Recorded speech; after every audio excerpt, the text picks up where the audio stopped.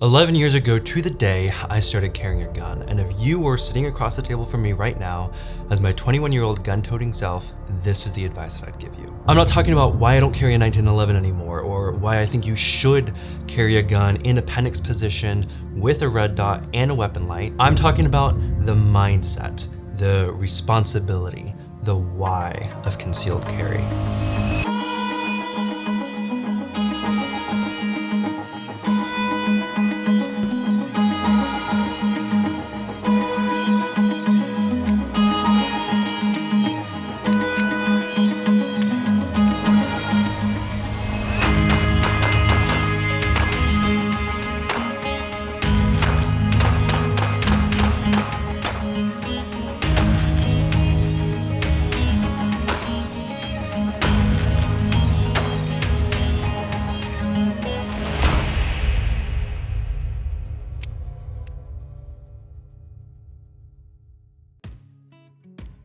Everyone has to start somewhere. For me, my concealed carry journey began when I was 21.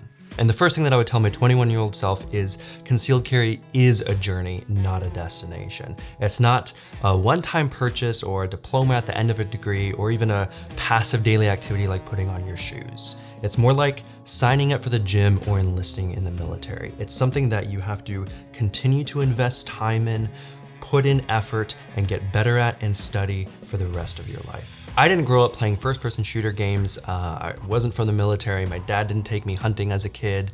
No, a gentleman from the church who became a wonderful mentor to me over the years encouraged, or I should say aggressively pushed, my dad to take myself and my family to a 4-day defensive handgun course just outside of Nevada. Be mindful of how you present carrying a gun to other people, and never underestimate the impact of taking even one person to the range for the first time or encouraging and helping another individual to buy their first gun. Now, at the time that I took this course, I'd already been shooting handguns for a few years, and I'd grown up with guns around the house, and so I wasn't a stranger to guns, but I was a complete noob to concealed carry, and I was super excited to learn how to shoot for real. I definitely learned a ton at that class, especially on the legal side of things related to concealed carry and just general familiarity with firearms, but I've since had to put in a lot of work on learning some of the kind of old school technical side of shooting. Don't be afraid of wasting time learning the wrong thing.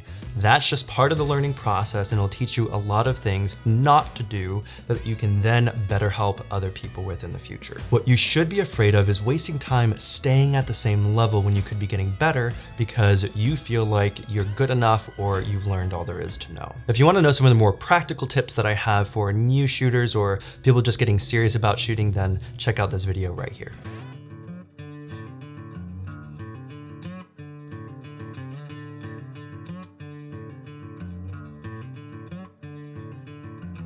This is my first carry gun ever, basically my first real handgun. I had a 22 Buckmark, Browning Buckmark pistol before that. First high caliber pistol was this one, and it's a Kimber Pro Carry II. So it's almost a full-size 1911, but it has a 4-inch barrel instead of a 5-inch barrel.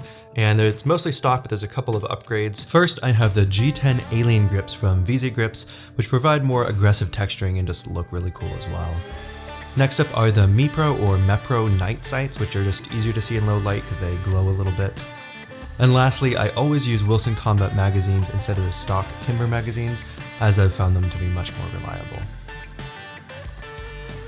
And for concealed carry, I mainly use this Galco V-Hawk holster. It's 100% leather, has some reinforcement around here where the gun goes in. And honestly, it actually carried really, really well. I would carry small of back, which means like 5 o'clock position, not quite 6 o'clock, but 5 o'clock. It worked pretty well, but I would never in a million years use this setup again. So you might ask, why did I buy this gun and use this gun to carry to begin with? And for sure, all of my friends were buying Glocks or Smith & Wessons or something like that, but I wanted something that was classic and timeless and didn't look like a cheap plastic toy. My Glock behind me is staring at me right now.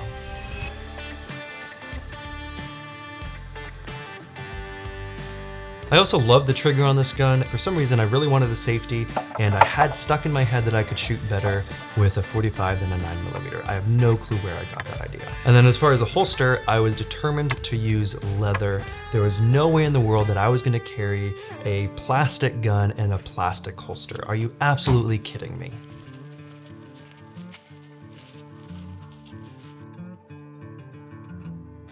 My next piece of advice is, when it comes to buying your first gun, you don't want to stand out or be different. When your life depends on it, you buy a Toyota, not a Range Rover.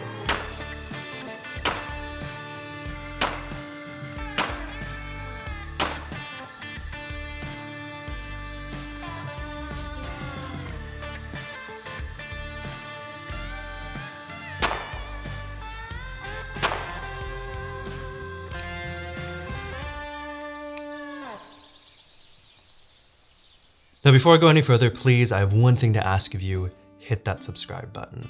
My mission is to make guns mainstream, or encourage as many people as I possibly can to buy a gun and learn how to use it. If you support that mission, the best thing that you can do is to support me by hitting the subscribe button, liking this video, and checking out my other ones. Carrying a gun forced me to think through having to take a life, or preserving life, or even sacrificing my own life in a way that I don't think most civilians have to. And I remember one night I was driving home from college, and it was really dark, and a black cat darted across the street in front of me, and I wasn't able to swerve out of the way or hit the brakes and avoid killing it. And I'm a cat person, and that really bothered me. I was raised on a farm, and I'd been around animals dying, and I'd killed plenty of animals myself, but I had never really killed a pet before. And when I got home, I immediately took my gun off, unloaded it, and put it away, and I didn't carry for a few months because it hit me that I wasn't mentally prepared to actually use that gun and act to take someone's life if I needed to. I carried on my person a tool that is capable of ending multiple lives, and I realized that I needed to build my convictions and establish my mindset around what circumstances would dictate me being willing to do that before I actually carried that tool again. That's not something you should do, especially as a young man, without deep, thoughtful consideration of what you're doing. I'm gonna read this one off because I really wanna get the wording right here. Don't presume you will make the right decision in the moment of crisis. Invest time establishing your convictions and building your mindset of concealed carry, the preservation of life and personal sacrifice. What would you kill for? What would you die for? And what would you go to jail for? That's a key one. Ask yourself these questions, evaluate humbly and honestly, and seek counsel from those who have been doing this for a long time. Concealed carry is a lifestyle in the truest sense of the term. And it's a lifestyle rooted in the firm conviction that preserving your life and way of life is your responsibility and yours alone, and you dare not presume on the bravery or goodwill of others to shoulder what is yours to carry. So you can't just buy a gun and take a CCW class where you shoot 50 rounds and think that you're good to go. No, there's a responsibility to also train. And I'm not saying a requirement. I don't think that there should be requirements to concealed carry. I don't think there should be permits to concealed carry. That makes zero sense. It's a constitutional right to own a gun and use it for your self-defense and other things. Why should we need a permit to do that? But it is your responsibility to learn how to use this weapon. And that means that you have to invest time in training, in studying, in researching. Then you'll find that maybe just a gun isn't good enough. You also need to invest money in a good holster, in carry ammo. Maybe you want to get a red dot, a weapon light, all of these sorts of things. And if all of this scares you away from getting a gun and concealed carrying to begin with, good.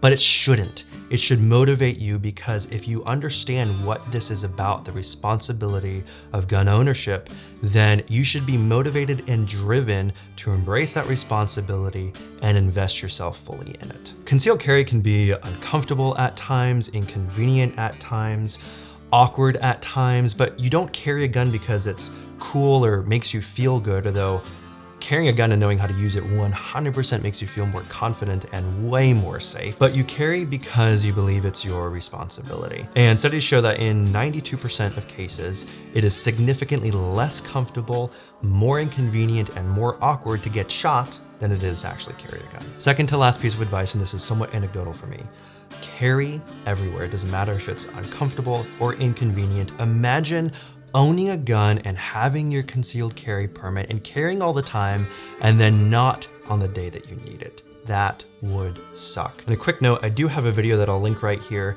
that I talk through concealed carry in restricted places, when you should carry anyway, and when it is wiser not to carry a gun. So I'm not making a sweeping statement of carry everywhere. I do think there are some qualifiers, and I get into that in this video. So after 11 years of concealed carry, and hopefully way more to come, the number one thing that I would want you to take away from this video, if I was talking to myself right here, concealed carry is a journey and a process, and however seriously you take it even more seriously than that. Don't just strap up, step up, and humbly, patiently embrace the journey.